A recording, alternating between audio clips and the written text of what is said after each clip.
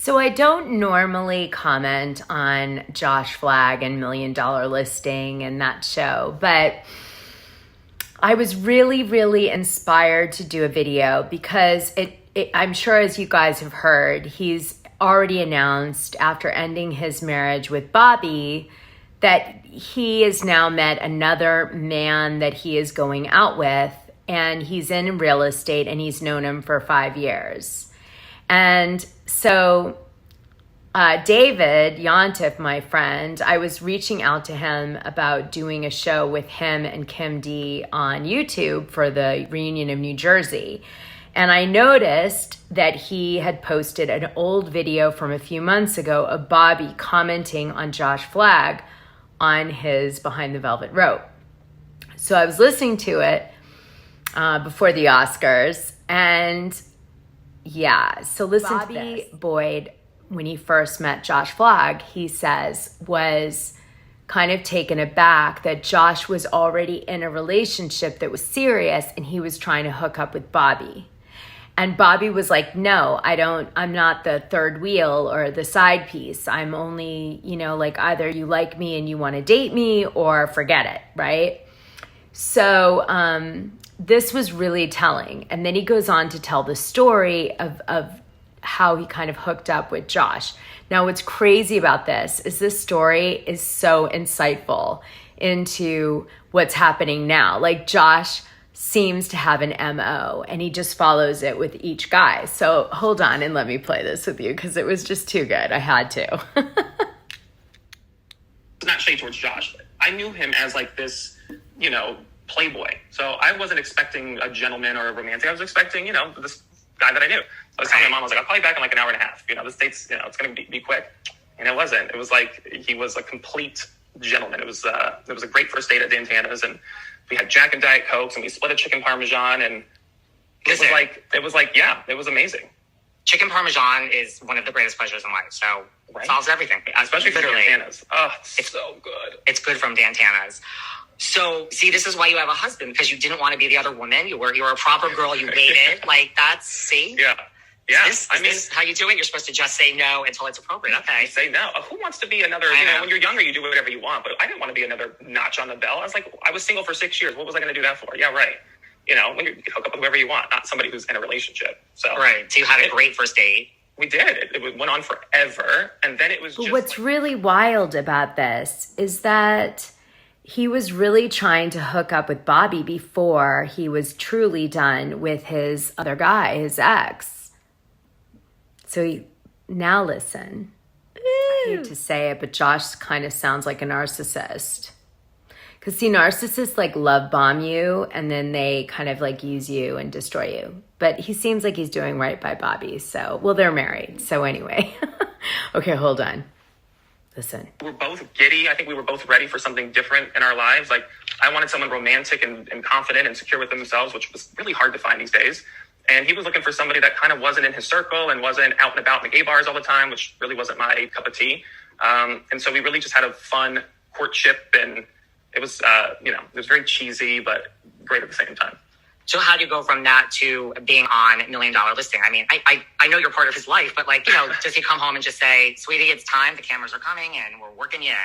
You're not going anywhere at this point and you're clearly with me, just get ready. He's like, get ready, get mic'd up. Right. No, I actually remember when it all kind of came about, because we never really talked about the show, when we were dating, which I liked because I thought, oh good, he doesn't have an ego, or it's not like maybe put Bobby on, he's going to be amazing. So what most people don't know is so Josh and his ex were living at the Four Seasons.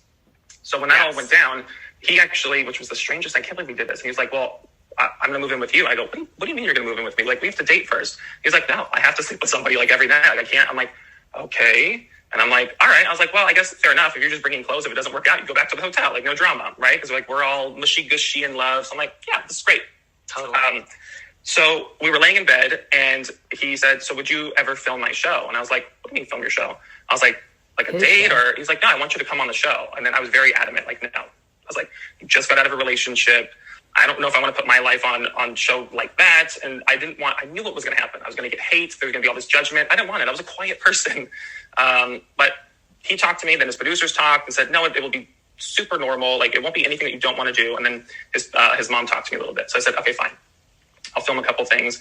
And then it just kind of... So then he goes on and he says like that Bobby has trouble sleeping with like noise, and Josh is always fidgeting around the house. So he would go in the guest room to sleep, and then Josh, because he's so like codependent and needed someone in his bed, would say, okay, get up in the middle of the night, like for the guest room, and get out of the bed and come back to my bed because I'm going to bed now. Okay, is this kind of really telling us what's going on here? Okay, this is like recent. No wonder this is going P-tong, this relationship. Oh, yeah. He goes on and he says that Josh and him tried to work together, but it didn't work well, that they ended up having to have separate offices, and they could kind of talk about each other's deals, but not work together on deals. They had different styles. And what I thought was really interesting was that Josh, a lot of people assumed that Bobby started in real estate because of Josh, but in actuality, Bobby was in real estate years before Josh, and he had established himself when he met Josh. So here's another good part. This is going to tell you so much. And I mean, he loves my dad's French burger too, so... Simple. See, high end, low end. Not this part. I love hamburgers and Hermes. Well, yes. Do you love like the spontaneity of Josh? Like we all know, like Josh will come in and want to fly you off to France for the weekend, and you know, Mr. Flagg has his let's just get up and go. Like, is that great, or are you just David's like jealous? Sweetie, he wants to date him. I can't. I have something to do now. Like. Yeah, you know, it's like an ebb and flow with it.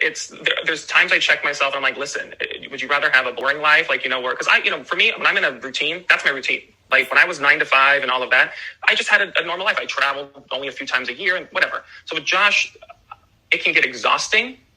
And I'll tell him that. I'm like, yes, I have all of these deals coming up that I have to be here for. No, you can have one of the assistants do it. I'm like, I'm not you. I don't want to be in Paris while I have all these escrows going on. Because then what if something gets messed up and my client hates me? And he's just always like, don't worry about it.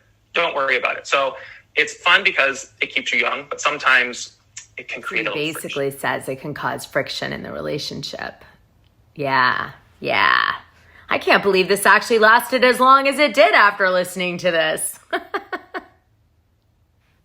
I heard Bobby's still in love with him though, and he's not moving on like Josh, who's moving on as already probably moved on, frankly, before it was officially over with Bobby, I think.